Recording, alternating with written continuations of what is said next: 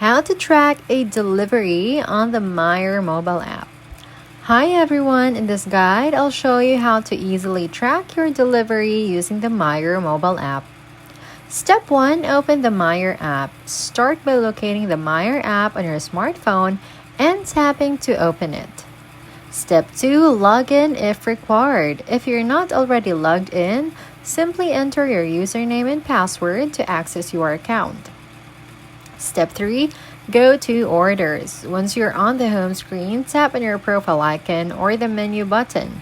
Then select Orders. This will show all your recent purchases.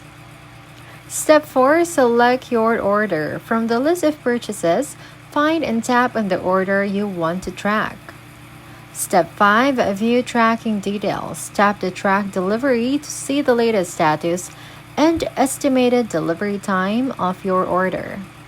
And that's it. You now know how to track a delivery right from your Myer mobile app. Quick and easy.